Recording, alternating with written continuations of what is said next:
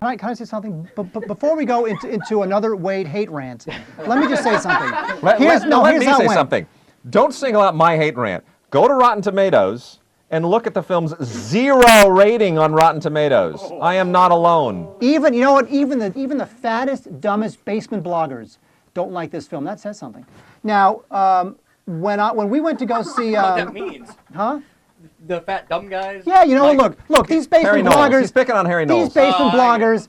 They see a movie. I see. We're in 2005. If they see a movie for free, here's what he's doing. Sorry, I didn't realize we were in a time machine. This is a stereotype. Not to derail too much. This is a stereotype. In every movie where somebody is confronted by modern technology, by a computer program or a device or something that they can't figure out, what do they do with it? They take it to the fat guy who hasn't shaved in about a week and he's got glasses and he's in his mom's basement and he's surrounded by old videotapes and computer gear and all that kind of stuff. How many movies have that guy? It's always that guy, usually played by Jack Black. And thank you. And anyway, that's what you're talking about. You're talking about those guys. Oh, I'm talking about these bloggers who literally for a free film, they'll say good things about anything just to get into a free film. We're trying not to talk about Furry Vengeance. Okay, here's the thing. Now, if we show the card that Corey painstakingly makes, then you have to. Yeah. If we don't show the card, not that one. Not the data. If we don't show the card, then you don't have to. So really, J-Mac. Look, J-Mac runs the show. Roll the card.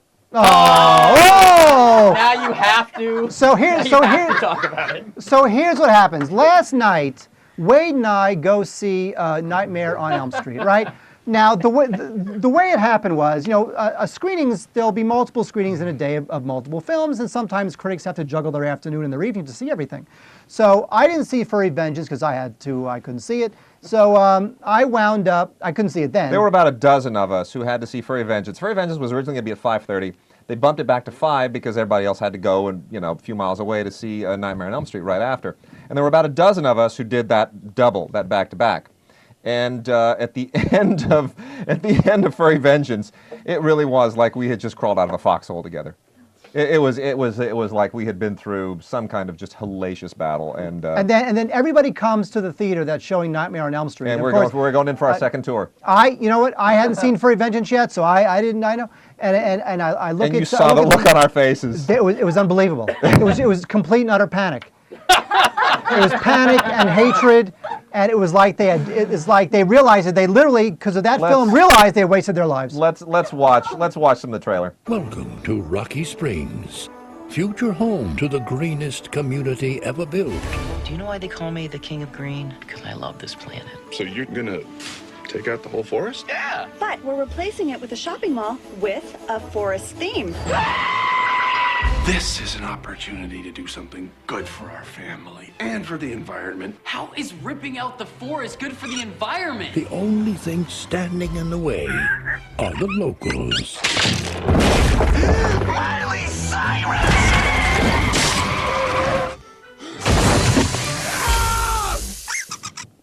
I love it. I love this film so much. You didn't see it. Okay, so look. Let me just sum this up. The plot of this movie is basically Avatar for Dummies, which is to say Avatar.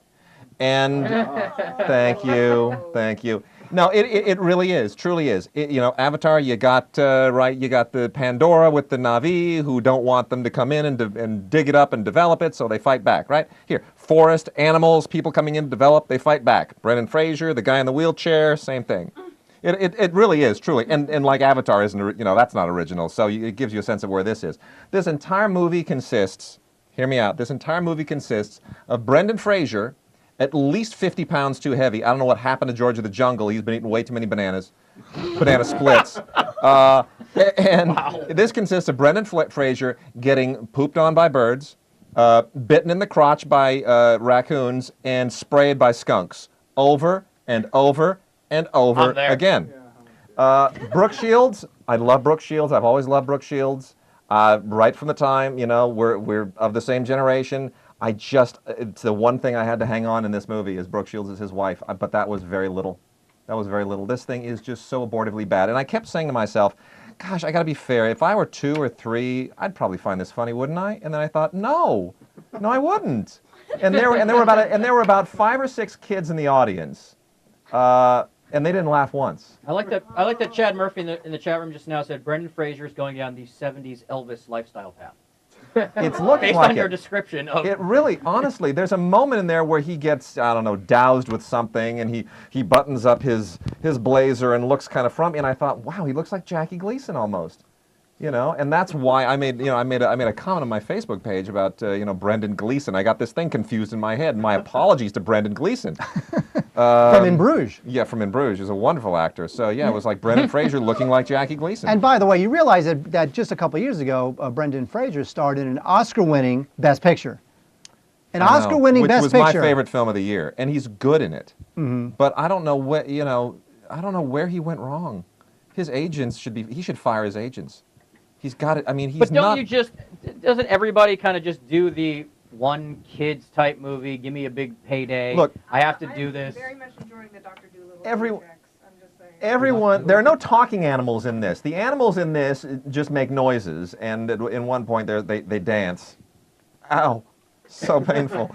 And the person to blame here is not Roger Cumble, the director. You know, he's a hack. He's a workman-like director. It's Robert Simons who produced this thing. And if you look at Robert Simons' filmography, he's the one who inflicted Sean Levy on us. He's the one who, really, he made Just Married and Cheaper by the Dozen and The Pink Panther. He's worked with Sean Levy 3 times. He's the one who also inflicted Dennis Dugan on us with Big Daddy and Problem Child. Zohan. Oh my gosh! You look, it's like a who's who of horrible comedies. It's But it would have been better dreadful. if the animals talked. Is that what you're saying? I think it would. Is that what you're waiting for? Here's what would have been better. If instead of a movie about animals that fight back against the people trying to develop them, if it's a movie about a film crew that fights back against the people employing them. I would have liked that. So you're saying you want to see the reality of I what want to actually see. happened I want to on see the set. cinematographer and the actors basically attack the producers. Yeah, that's what I want to see. But here's what happens. If you keep the price low enough, right, and it opens okay, once it comes to DVD, here's the thing. Once it comes to DVD, you will see thousands of minivans in the back seat. Not if I have anything to say little with it. fold-down TV. Not if I have anything to Furry say about Vengeance. it. No. Really? No, I will. No, You're no. going to do what? You're going to go to Blockbuster and steal all the copies I will. of Furry Vengeance? I am going to. You know, I'm going to do like I did when I was a teenager when I'd camp out for the Indiana Jones films and all that. I didn't really do that, but I'd stand in line for a few hours. I'm going to stake out Best Buy. I'm going to pick at the door, and I'm going to warn parents away. From Furry Vengeance. I will. And by the way, I'll say this. I will. Just in case. Save yourselves and your children. Just in case you think Wade is just hating things for the sake of hating things, he would never do that. No. Is that when him and the critic posse walked into Nightmare on Elm Street, they all hated it. They all hated it. I mean, and again, people with kids. I don't have kids, so I'm not really sympathetic to the kid thing. I know a lot of people are, well, but my kids enjoyed it. It was the chipmunks and the chipettes, and so they'll be forgiving of certain things, and I allow for that. The people with children looked like they just wanted to commit homicide. They did. They had this hateful Because they look, have children, or because like of the movie? because their children had this inflicted on them. It was like someone had just molested their children. That's what it was. I think that's the tweet for tomorrow. There you go. Someone is that's bullying called children. See a review. That's called Stupid for Children. That's the new show you'll be seeing next week, Wednesdays at 6. Okay, so what you're saying is you like the film. No. Okay. So Great. So before we go on, we've done Date Night was worse than Cop Out, and now where does this? Cop Out's not a terrible. Okay, but now film. where does this reign now in terms of the year? Right now we have Date Night is the Far and worst away, you've seen. far and away the worst film of the Okay, year. so starting next week we're gonna do Buy, Rent, Burn or Furry Vengeance. Vengeance. Oh yeah. Okay, great. Yeah. There it is. Yeah. Date night. keep track, just wanna keep track. Date night is safe now. All right. It is. You've seen the last of Date is Night, safe. people. We have a new benchmark for horror, and it is Furry Vengeance.